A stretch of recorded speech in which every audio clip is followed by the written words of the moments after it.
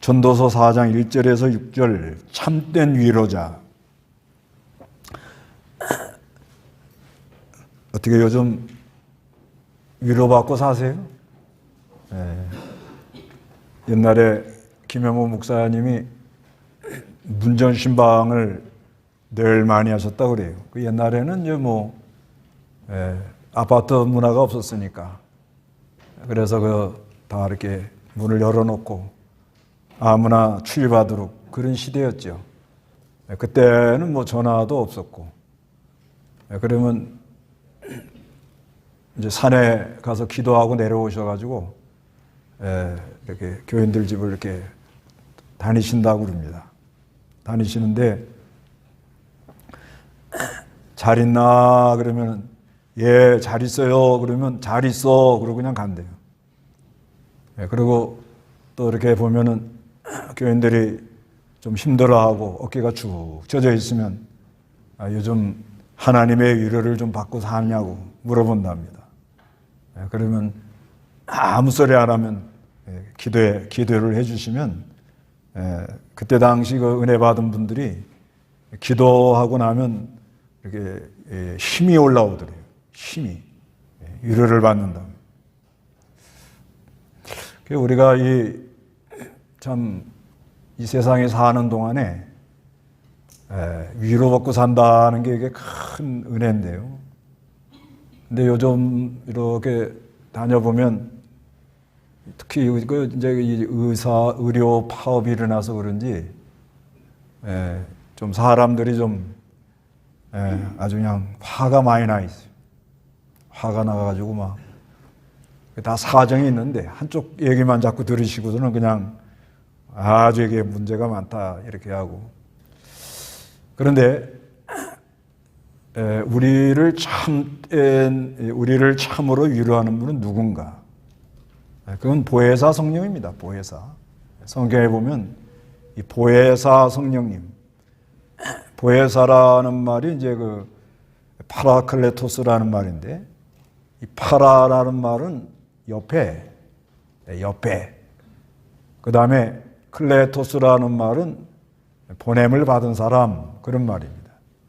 그러니까 이 파라클레토스라는 것은 우리 성령님께서 늘 우리 옆에, 늘 우리 가운데 계셔서 항상 위로하고 상담해주고 도와주고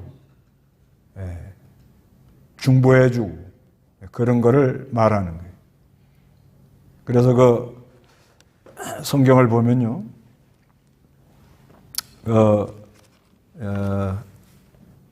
요한복음 14장, 요한복음 14장 16절. 내가 아버지께 간구하면 아버지께서 다른 보혜사를 너희에게 주셔서 영원히 너희와 함께 계시게 하실 것이다. 예, 여기 내가 아버지께 간구하면 아버지께서 다른 보혜사를 너에게 주셔가지고 영원히 너희와 함께 계시게 하실 것이다 그래요. 이 보혜사라는 말. 그래서 이 보호해 주시고 우리를 은혜를 베풀어서 돌봐주시는 그런 분이 항상 내 옆에 계신다. 그래서 이분을 이 보혜사라는 말을 변호자 그러기도 합니다. 그래서 이제 학대받는다는 얘기가 나오는데, 여기 우리가 이 마귀에게 송사를 당할 때 우리는 어떻게 대처할 줄을 몰라요. 이 마귀가 아주 교묘하고 하여튼 이 고단수예요, 고단수. 아주 고단수라기보다도 아주 교묘합니다. 교묘하게 사람을 이렇게 속이기 때문에 우리는 어떻게 그걸 대처를 못해요. 그 대처를 못하는 거는요, 신앙의 정도에 따라 다 대처를 못합니다. 그게 왜 그런가 하면, 하나님께서 우리를 자라나게 하려고, 이렇게 자라나게 하려고는 어떤 어려움을 줄 때, 시험이 올 때는 내 실력보다 높은 게 와요, 항상. 그러면 마귀가 내 실력을 알거든요. 아니까 아주 그냥 비비 꼬아가지고 도대체 어떻게 해결할 수 없는 그런 어려운 문제를 우리에게 계속 주는 거예요. 그때마다 우리가 이 보혜사 성령님께 기도하고 그분을 의지하고 자꾸 그분에게 상담하고 어떻게 하면 좋겠습니까? 어떻게 하면 좋겠습니까? 하나님. 이러면은 이분은 살아계셔가지고 말씀과 성령으로 우리를 이렇게 도우시는. 그래서 이 사도행전 9장 31절에 보면요. 사도행전 9장 31절. 사도행전 9장 31절 읽어보시기 바랍니다. 그러는 동안에 유대와 갈릴리와 사마리아 온 지역에 있는 교회가 평안하여 든든히 세워져 갔으며 주님을 경외함과 성령의 위로로 행하여 수가 더 늘어났다. 예, 여기 성령의 위로로 그러죠. 성령의 위로가 역사를 하니까 하나님의 백성들이 하나님께로 많이 돌아왔다, 그런 말씀이거든요. 근데 여기 위로라는 단어가 파라클레시스라는 말이에요. 파라클레토스라는 말하고 비슷한 말입니다. 그러니까 이 하나님의 위로, 성령의 위로를 우리에게 이렇게 해주시는데, 그래서 성령님은 로마서 8장 26절에 보면은 우리를 도우시는데, 우리가 어떤 일을 만나면 우리는 어떻게 해야 될지 모르는 거예요. 다 그래요, 다. 네. 자기 실력보다는 더 어떻게 어려운 시험이 오기 때문에 다 누구라도 오래 신앙생활한 사람이라도 또 뭐 목사, 장로, 직분자라고 그래도 누구라도 어떤 우리가 이 사는 동안에 오는 모든 시험에 대해서 이걸 어떻게 해야 되겠는가 하고 이렇게 답을 못 찾아 잘. 그래 이렇게 힘들어하고 그러거든요. 그때 이 하나님께 나아가서 이분에게 간구하면 우리는 어떻게 할 바를 알지 못하지만 그때마다 하나님이 지혜를 준다는 거예요. 지혜를 주시고 우리를 인도해 주시고 또 사람을 좀 필요하면 사람을 보내주시고 이렇게 하면서 우리를 위로해 주는 분이다, 이렇게 말씀합니다. 그 다음에 또 성경에 보면 요한일서 2장 1절에는 우리 예수님이 대언자라 그래요. 그것도 이제 파라클레토스라 이렇게 말합니다. 대언자. 예수님이 우리의 위로자, 우리를 상담해 주는 분, 도와주는 분. 그래서 우리의 위로자는 보혜사 성령님과 예수님이에요.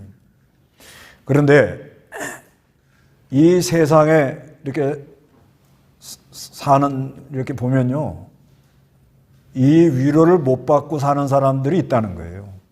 이 세상에 이 세상을 살아보면 이 솔로몬이 이제 자기가 그때 당시 왕이었잖아요.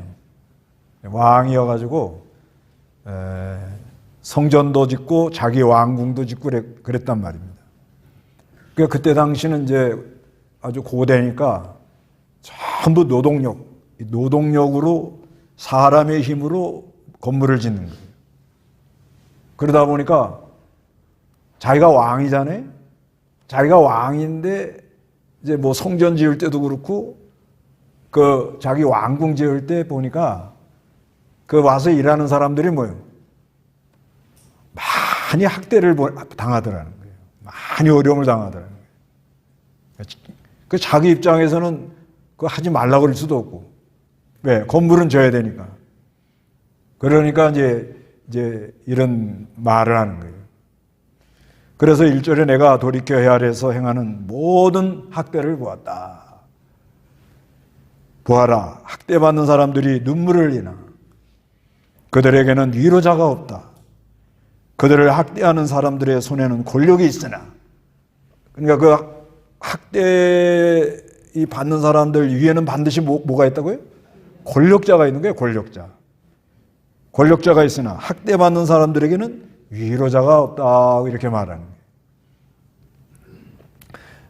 그러니까 어느 시대나 이 위로를 못 받고 학대받고 사는 사람들이 많다는 거예요.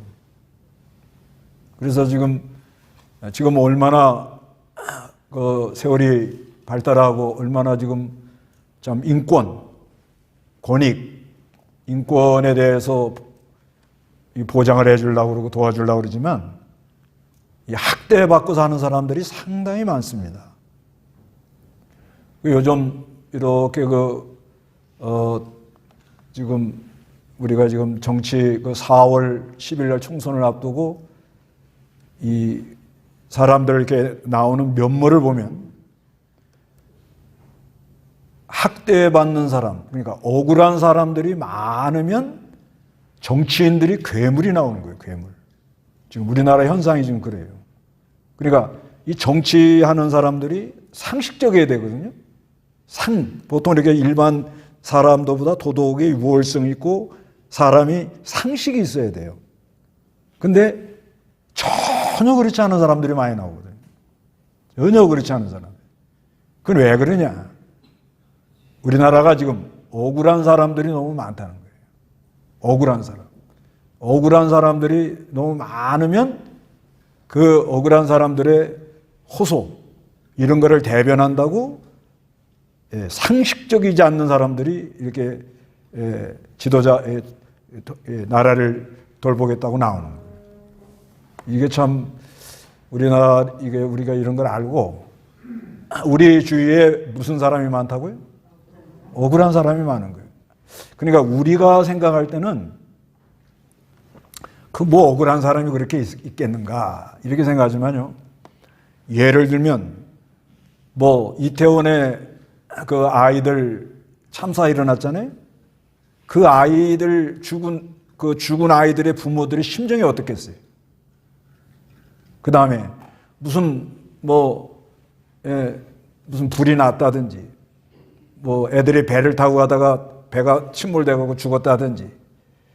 그래서 여러 가지 얘기가 있지만은 그 자녀들이 물에 빠져 죽었다든지, 교통사고로 죽었다든지, 지하철 저기에서 불의 이 화마에 애들이 죽어 나갔다든지. 그렇게 하면요.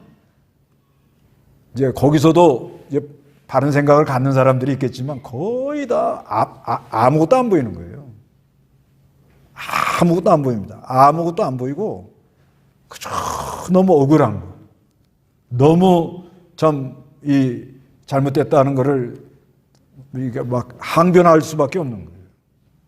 그러니까 이거는 개인적으로는 해가지고는 이건 말이 안 통하잖아요. 그러니까 이제 뭐예요? 세력을 보고 거기서 그거를 대변하겠다 이렇게 나오는 거죠. 그런데 이 대변하는 사람들이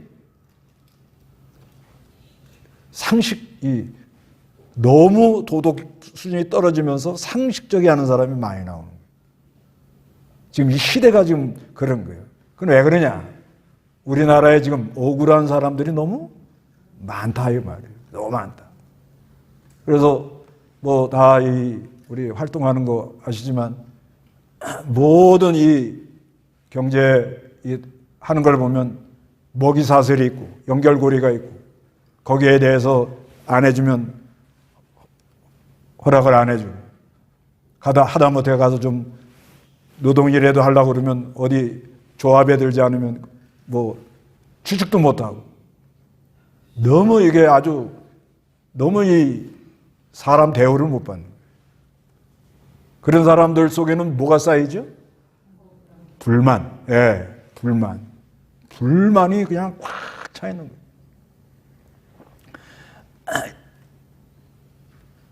그러니까 이 학대받는 건 둘째 치고 요즘 이 사회가 어떤 현상이고 하면 능력주의 사회예요. 능력주의. 능력이 있는 사람은 모든 혜택을 다 누리고 사는 거예요. 근데 능력이 안 되는 사람은 어떻게 해볼 수 없는 그런 사회 구조로 간 거예요. 예를 들면 아파트도요. 뭐 여기는 뭐 한 좋은 아파트, 뭐 이름도 희한하게 줘요. 뭐. 근데 여기는 조금 좀 안 좋은 아파트. 근데 이 안 좋은 아파트에 있는 애가 좋은 아파트 놀이터에서 놀면 너는 여기서 놀면 안 돼. 그런다는 거예요. 그러면 이 아이는 어릴 때부터 두고 보자. 네. 어릴 때부터 그게 쌓이는 거예요. 네. 그러면서 이게 하다가 사람이 점점 하는데 또 하나 이게 좀 어려운 게 우리 젊은 친구들이 한 번 실패해도 재기할 수 있는 기회를 줘야 되거든요. 근데 지금 사회 구조가 그렇지 않습니다. 한 번 실패하면 나락으로 떨어지는 거예요. 그러니까 이 불안, 불만 이게 쌓이다가 어느 날 뭐예요? 폭발을 해버리는 이런 구조로 지금 가고 있다는 거죠. 우리나라. 그러니까 이게 그래도 그렇게 어렵고 힘들더라도 위로를 받으면 소망이 생기거든요. 근데 그런 곳으로 이게 그런 구조로 안 가고 있다는 거예요, 지금. 그래서 그렇게 이제 이게 불만이 쌓이고 억울한 사람이 많이 하면은요, 사람들 마음속에 이 긍정적인 생각보다는 부정적 생각을 많이 하면서 어디까지 가는가 하면 사람이 나는 안 태어났으면 좋을 뻔했다. 거기까지 나갑니다. 이게. 자기가 안 태어났으면 그걸 보고 잉여 인간이라 그래. 잉여. 그냥 괜히 태어난 것 같다는 거예요. 요즘 젊은 친구들이 그렇다는 거예요. 그 정도까지 나가는. 그래서 여기 하나님의 위로를 못 받는 사람들은 어떻게 되는가 하면요. 여기 2절에 보면 그러므로 나는 아직 살아있는 사람들보다 오래전에 죽은 사람들이 더 행복하다고 말하였고 아직 태어나지 않아서 해 아래서 행해지는 온갖 악행을 보지 않는 자가 그들보다 더 낫다고 말한다. 그러니까 이 하나님의 위로를 모르고 이렇게 사는 사람들 보면 이 사는 자체가 너무 힘들다는 거예요. 너무 힘들어요. 예수님께서 그 가룟 유다 있죠? 가룟 유다요. 가룟 유다에 보고 뭐라 그러지? 너는 안 태어났으면 좋을 뻔했다는 거예요. 그게 볼래요? 마태복음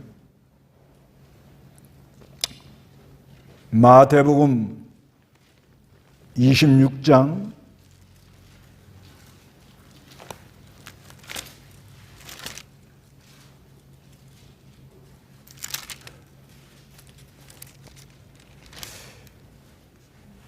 24절 한번 읽어보세요. 24절 인자는 자신에 관하여 기록된 대로 떠나가지만 인자를 넘겨주는 그 사람에게는 화가 있다. 그 사람은 차라리 태어나지 않았더라면 자기에게 더 좋았을 것이다. 예. 가룟 유다 같은 사람, 불택자죠, 불택자. 이거 예수님 팔아먹었. 그 팔아먹고 난 다음에 지금까지도 가룟 유다는 누굴 팔아먹었다? 예수님을 팔아먹었다. 이렇게 나온다는 거예요. 그러니까 예수님이 가룟 유다 보고 뭐라고 그래요? 너는 차라리 태어나지 않았으면 자기에게 더 좋았을 것이다. 이렇게 말씀해요. 그러니까 이 하나님의 위로를 모르는 사람 그렇게 살고요. 그 다음에 하나님의 이 위로를 모르고 사는 사람들은 상당히 어리석어요. 여기 그러잖아요. 4절에 보니까 내가 또 보니 모든 수고와 모든 일의 성취가 그 이웃들의 시기를 받으니 이것 역시 헛되어 바람을 잡으려는 것이다. 우리가 열심히 뭘 해요? 뭘 일어나요. 일어났다고 자랑하면 옆에 사람이 뭐 한다고요? 시기합니다. 시기. 그러니까 뭐가 좀 잘 됐다고 그럴 때는 자랑하지 말아야 돼요. 괜히 시기당하면 옛날 같으면 갑자기 누가 이상한 사람이 오는 거예요. 그래서 그 중국 사람들은 이렇게 보면요. 아무리 이게 재산이 있고 해도 옷도 그저 허스름하게 저분이 무슨 좀 뭐 재산이 재물이 있겠는가 이렇게 할 정도로 허술하게 하고 다녀요. 그걸 왜 그러냐? 있는 이 가진 것을 드러내면은 어느 날 누가 와요? 강도가 와요. 강도. 손해가 난다. 그리고 5절에 어리석은 자는 팔짱을 끼고 자기 살을 먹는다. 이건 뭐냐면 자기 할 도리를 안 한다는 거예요. 사람은 자기 할 도리를 해야 되는데 자기 할 도리를 안 하고 결국은 자기가 자기 살을 먹는 거예요. 아주 어리석은 사람. 그 다음에 6절에 한 손에 가득하고 평온한 것이 두 손에 가득하고 수고하며 바람을 잡는 것보다 낫다. 그러니까 우리가 한 손으로는 열심히 하고 한 손으로는 베풀어야 되거든요. 근데 사람들이 되게 어떻게 두 손으로 꽉 다 들켜지려고 그래요. 두 손으로 다 어떻게 한다고요? 들켜지려고만 그렇게 생각한다고요. 그 아주 어리석은 사람. 그렇게 사니까 사람들이 결국 나중에는 여러 가지 그 폭동, 혁명 그런 구조로 갑니다. 이게. 그래서 전부 사람들이 자기 것만 들켜지고 자기만 생각하고 나가다 보면 그게 잘 될 것 같지만 결국은 사회에 문제가 되고 불안의 요소가 돼가지고 자기 걸 자기가 지키지 못하는 그런 단계까지 가버린다는 거예요. 이게 하나님의 위로를 받지 못하는 사람들의 이게 특징이에요. 그러면 우리가 이 하나님의 위로를 받고 살려면 어떻게 되느냐?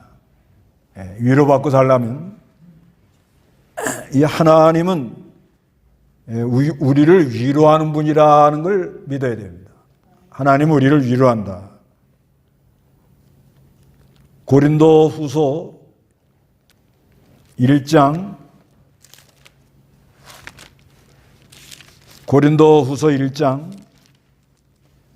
3절 한번 읽으시기 바랍니다. 고린도후서 1장 3절. 찬송하자. 그분은 우리 주 예수 그리스도의 하나님이시고 인애의 아버지이시며 모든 위로의 하나님이시며 우리의 모든 환난 가운데서 우리를 위로하시는 분으로서 우리 자신이 하나님께 받는 위로로 모든 환난 가운데 있는 자들을 능히 위로하게 하시는 분이시다. 예, 찬송하자. 그분은 우리 주 예수 그리스도의 하나님이시고 인애의 아버지시며 모든 위로의 하나님이다. 우리 하나님은 무슨 하나님이? 위로의 하나님이다. 우리 하나님은 위로의 하나님이다 하고 일단 믿어야 됩니다. 그래서 그 이사야 40장 1절에도 보면 내 백성아 내 백성을 위로하라. 내 백성을 위로하라. 내 백성을 위로하라는 건 이제 거기는 장차 그리스도를 보내서 그러니까 하나님의 그 백성들을 하나님이 바벨론에 붙들려 가서 있다가 돌아 나오도록 그렇게 하면서 하나님이 위로해 준다.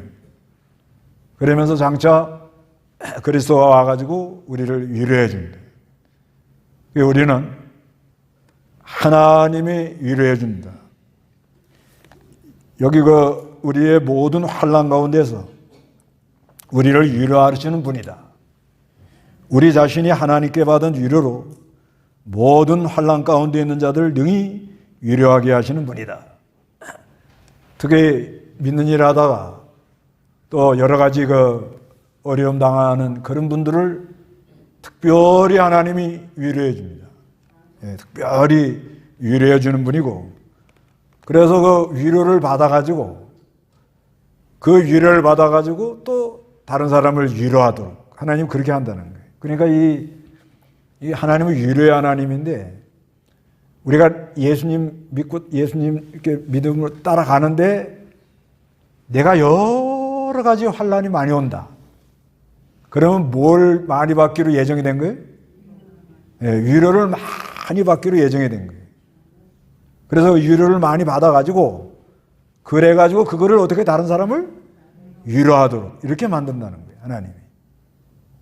하나님이 그렇게 합니다. 그래서 5절에 그리스도의 고난이 우리에게 넘친 것 같이 우리의 위로도 그리스도로 말미암아 넘친다. 우리가 환난 당하는 것도 너희의 위로와 구원을 위한 것이며 위로를 받는 것도 너희의 위로를 위한 것이니 이 위로의 힘으로 우리가 당한 고난과 똑같은 고난을 너희가 당할 때 너희도 견디게 한다. 그래서 이 하나님은 위로의 하나님이라 이걸 알고 내가 환난을 많이 당할 때 하나님이 나를 어떻게 한다고요? 위로해가지고 그 받은 위로를 가지고 다른 사람도 어떻게 해요? 위로하고 이렇게 살도록 그렇게 한다는 거예요. 그 다음에 이 성경에 보면 성경이 위로한대요. 성경. 로마서죠, 로마서. 로마서 15장.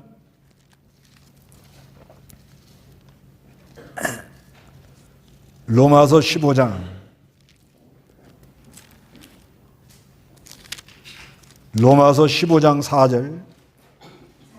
무엇이든지 전에 기록된 것은 우리를 교훈하기 위하여 기록된 것이니 이는 우리로 하여금 인내와 성경의 위로를 통해 소망을 가지게 하려는 것이다. 예, 무엇이든지 전에 기록된 것은 우리를 교훈하기 위하여 기록된 것이니 이는 우리로 하여금 인내와 성경의 위로를 통해 소망을 가지게 하려는 것이다. 이렇게 말하는 거예요. 그러니까 우리가 이 성경을 읽으면 뭘 받아요? 위로받아요, 위로. 예.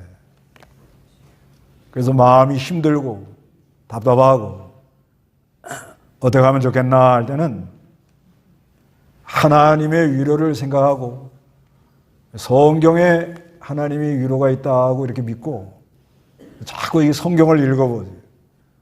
특히 그 시편 같은 걸 좀 읽으면 시편은 성도가 믿음 지키다가 오는 환난, 그 환난에서 하나님의 어떤 위로가 있고 하나님께로 피하는 자에게 하나님이 어떤 위로를 해준다고 말씀해 놓은 책입니다.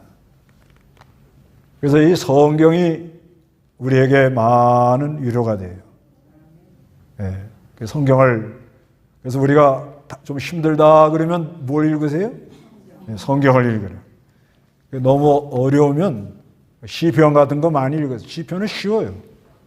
시편은 하나님을 믿는 사람은 다 복이 있는 사람인데 하나님 믿는 사람은 악인의 궤를 쫓지 않고 죄인의 길에 서지 않고 오만한 자리에 서지 않고 늘 하나님 말씀을 묵상하면서 즐거워하는 자리로 간다는 거예요. 그런데 여러 가지 우리에게 어려움이 온다는 거예요. 그때마다 하나님 백성들은 하나님께로 어떻게 해요? 피해 나간다. 피해 나가. 왜? 우리 하나님께 뭐가 있어요? 위로가 있기 때문에. 우리 하나님께. 그래서 지금 힘들고 지치고 이런 분들은 성경을 읽으면서 위로를 받으시기 바랍니다. 그뿐 아니라 우리 성도들이 교제하는 가운데 위로받아요. 성도들의 교제. 빌립보 2장 1절에 그리스도 안에 무슨 격려나 사랑에 무슨 위로나 성령의 무슨 교제나 불쌍히 여김이나 인애가 있든지 이렇게 말합니다. 그러니까 우리가 이 그리스도 안에서 우리 성도가 서로 이렇게 위로하고 서로 교제하고 이런 가운데 아주 위로를 많이 받도록 그렇게 만들어 놨습니다. 골로새 2장 2절에도 이는 그들이 사랑으로 연합하여 마음의 위로를 얻고 사랑으로 서로 어떻게 연결이 되어 있다는 거예요. 우리가 다 연결이 되어 있어요. 연결이 되어 있고 마음의 위로를 얻고 깨달음으로 오는 넘치는 확신에 이르며 하나님의 비밀인 그리스도를 온전히 알게 하려는 것이다. 이렇게 말하거든요. 그래서 이 마음의 이 위로, 이게 이제 이 연합이 돼가지고 서로 이렇게 연결해가지고. 그런데 이제 요즘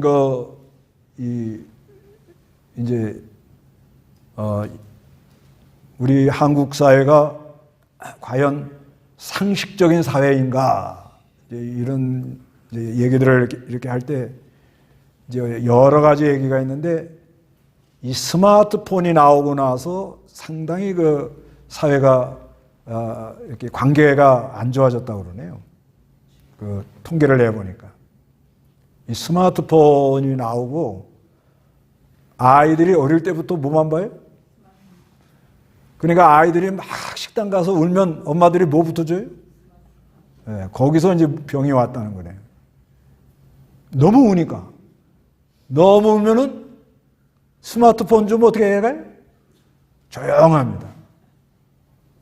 그러면 이제 거기는 모면했는데 그게 이제 자꾸 몸에 어떻게 해요? 습관이 돼가지고 내가 울고 땡깡을 놓으면 뭘 준다? 예, 이렇게 되니까 어떻게 해요? 점점 예, 관계가 이게 안 좋아지고 관계는 이게 도외시하고서는 점점 자기 그 고립된 세계로 들어간다는 거예요. 요즘 아이들이. 그래서 요즘 사람들이 이 젊은 분들도 그런 사람한테는데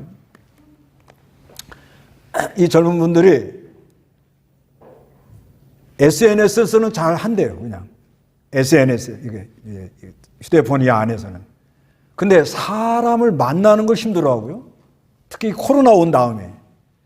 그 다음에는 전화 오는 걸 그렇게 힘들어 한다며, 전화.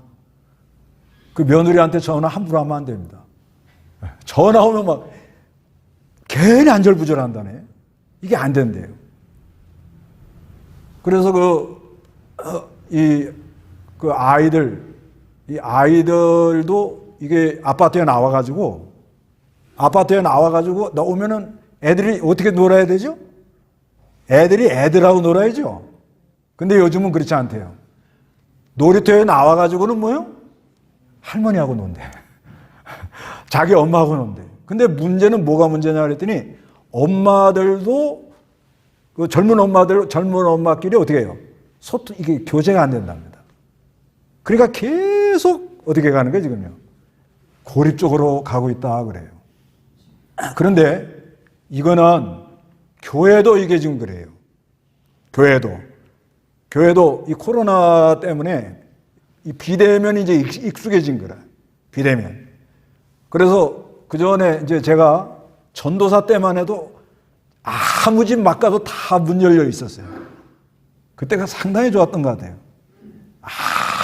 아무 집 가도 문 열려 있고 우리 미국 가신 김종기 목사님은 목회를 잘했나 못했나를 뭘 보고 하냐 그랬더니 교인들 집사 집에 가서 목사가 갔는데 아무도 없어가지고 반찬 요즘은 냉장고지. 옛날에는 뭐예요?